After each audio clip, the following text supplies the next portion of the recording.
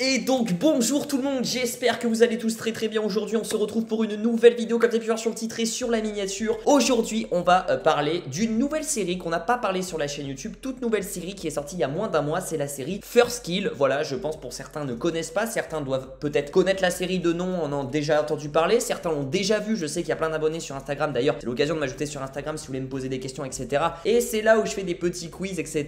Je fais gagner aussi quelques petits cadeaux, hein. Je fais de temps en temps des jeux concours, donc n'hésitez pas à m'ajouter sur Instagram. Et du coup beaucoup de gens m'ont posé la question: est-ce que t'as vu First Kill, First Kill, First Kill? Ça s'est réapparu beaucoup de fois en fait dans mes DM, et je me suis dit bon vas-y, dès que j'ai le temps je vais regarder ce que beaucoup de gens insistaient. Et au final j'ai vu cette saison 1 de First Kill, une saison 1 qui était plutôt intéressante malgré quand même certains défauts forcément, dont visuellement, dont les effets spéciaux qui étaient quand même dégueulasses, un très amateur. Ça pour le coup c'est vraiment le gros point noir de la série, vraiment visuellement les plans et tout c'était pas beau, c'était pas beau. J'espère en tout cas s'il y aura une saison 2 qui sera renouvelée, j'espère qu'il y aura un peu plus de budget mis dedans dans la production pour qu'ils fassent visuellement des plans meilleurs, et puis les effets spéciaux en post-production qui se bougent un petit peu plus le cul, si vous voyez ce que je veux dire. Mais sinon, à part ça, dans l'ensemble, j'ai plutôt bien apprécié cette série qui tourne autour des vampires, des chasseurs de vampires, etc. Je trouve qu'elle a sa certaine patte d'originalité sur l'origine des vampires, etc. comparé à d'autres séries vampires qu'on a déjà eues. Les personnages, je trouve, sont attachants, sont assez charismatiques. On a des bons petits twists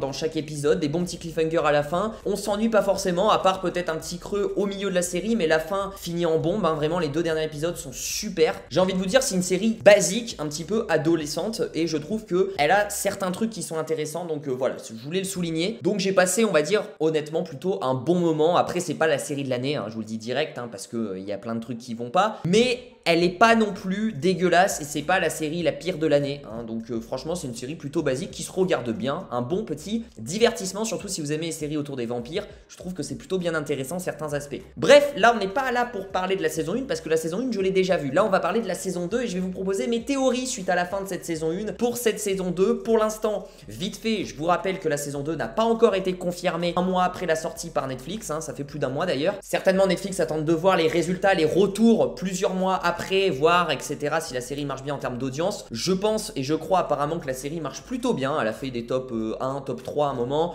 Franchement elle marche plutôt bien. Donc logiquement, à prendre avec deux pincettes, mais logiquement elle devrait être renouvelée incessamment sous peu. Et c'est vrai que honnêtement sur l'intrigue en tout cas, tout est à croire qu'il y aura une saison 2, parce qu'il nous laisse avec un tas de questions à la fin de la saison 1 et avec aussi un tas de retournements de situation. Donc bien évidemment ceux qui n'ont pas vu la saison 1 de First Kill, quittez la vidéo et revenez dès que vous l'avez vue, car là on va spoiler la saison 1 et on va théoriser sur la saison 2. Donc let's go, c'est parti. I'll kill for you.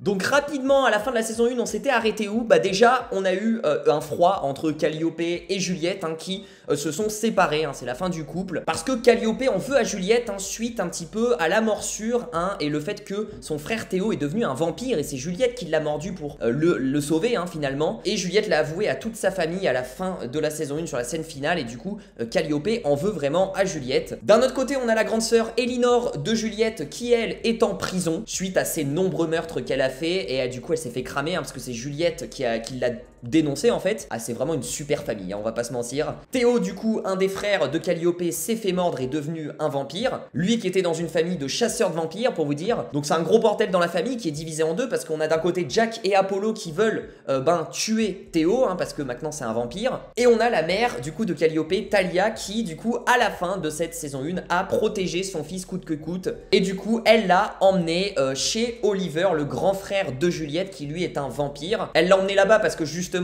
Théo s'adaptera plus avec Oliver et sa meuf qui sont des vampires, etc. Et en plus de ça elle était obligée de le faire fuir de la maison parce que Jack et Apollo voulaient le buter. Donc vraiment c'est les embrouilles partout, au sein de la famille de Calliope, au sein de la famille de Juliette. En plus de ça Sébastien a dévoré la grand-mère qui était la reine des vampires, etc. Du coup elle l'a bouffé, le père de Juliette. Donc voilà tout ce qui s'est passé à la fin de cette saison 1. Maintenant on va parler personnage par personnage, et je vais vous proposer mes théories sur cette saison 2, parce que en vrai j'ai masse théorie. On va commencer par la grande sœur du coup de Juliette, Elinor, qui je vous le rappelle est en prison. Et honnêtement Elinor, faut pas croire, mais je pense pas qu'elle va rester indéfiniment en prison. Elle va sortir au bout d'un moment dans la saison 2, peut-être pas au début, mais je pense au milieu ou peut-être à la fin sous forme d'un cliffhanger où elle est de retour. Et vous allez me dire comment elle va sortir. Et on le sait que Elinor, elle a un pouvoir que les autres membres de sa famille n'ont pas, c'est-à-dire un pouvoir d'hypnotiser les gens et de faire oublier des souvenirs à des gens. D'ailleurs elle l'a utilisée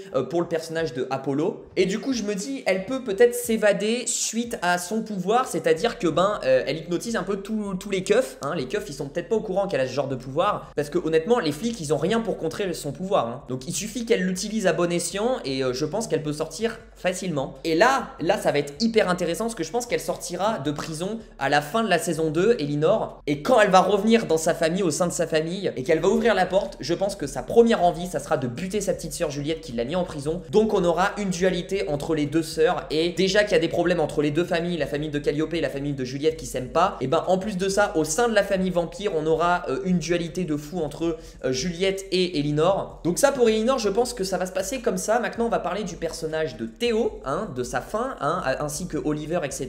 Parce qu'on sait que Théo du coup maintenant habite chez Oliver, le grand frère de Juliette. Je vais vous le dire honnêtement, je pense que Théo va devenir un méchant, et je pense clairement que Oliver, hein, va devenir le grand méchant de cette saison 2. D'ailleurs c'est pas pour rien que la scène finale, on se concentre sur Oliver, d'ailleurs, où on voit dans son jardin qu'il y a des loups-garous. Il s'en réjouit, il a le sourire. Donc déjà les loups-garous vont arriver dans cette saison 2, et je pense que Oliver est en train de préparer une sorte de plan où il est en train de monter une armée de loups-garous, et le fait que Théo soit dans la maison, et je pense que Oliver va le prendre sous son coude, va lui montrer les mauvaises habitudes, hein, d'un vampire, et je pense que Théo va passer du côté obscur. Ensuite pour la relation entre Calliope et Juliette, hein, cette fameuse relation phare de cette saison 1, on sait que les deux filles sont connectées, hein, suite à cette morsure que Juliette avait faite à Calliope en début de saison 1, et ça les a connectées, ça les a liées, même si Calliope a fait des sorts pour oublier cette morsure, pour l'évacuer, les souvenirs et tout, elles sont toujours connectées. Et malgré le froid qu'elles ont à la fin de la saison 1, hein, parce qu'elles se séparent en saison 1, honnêtement, je vois mal en saison 2 les deux se faire la gueule tout au long de la saison. Je pense qu'au bout d'un moment, dans un épisode, même voire au début, les deux vont se rabibocher, parce que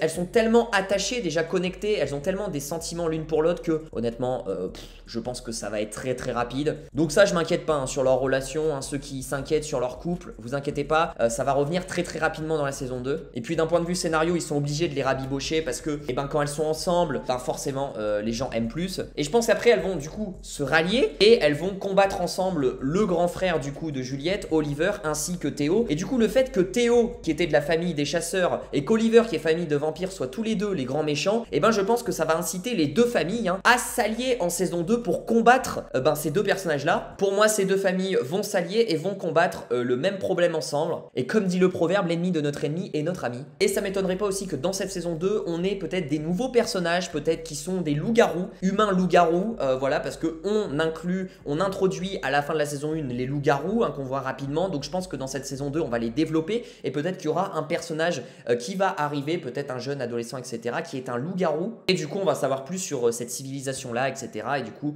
ça va faire une famille de plus. Donc bref, s'il y a une saison 2 de First Kill, honnêtement ça risque d'être le bordel, hein, clairement, parce qu'il y a énormément d'intrigues à développer et aussi à achever, parce qu'il y a plein de trucs qui sont pas encore finis. Mais je sens que le duo là, le trio, même Oliver, sa meuf et Théo, ça va faire très très mal. Voilà en tout cas mes théories pour la saison 2 de First Kill. N'hésite pas à me dire les tiennes dans les commentaires. En tout cas j'espère, hein, que Netflix renouvellera cette série pour une saison 2. Pour l'instant on sait pas bien, il y a très peu d'infos, très peu d'infos. N'oublie pas du coup de t'abonner, d'activer la cloche des notifications pour ne rater aucune de mes vidéos, le petit pouce bleu, et moi je te dis à très vite pour de prochaines vidéos, j'espère, sur la série First Kill, si elle est renouvelée. De toute façon on en reparlera sur la chaîne dès qu'il y a cette news de renouvellement de la saison 2, mais aussi on se retrouve pour d'autres séries. Je te fais plein de bisous, prenez soin de vous, ciao ciao.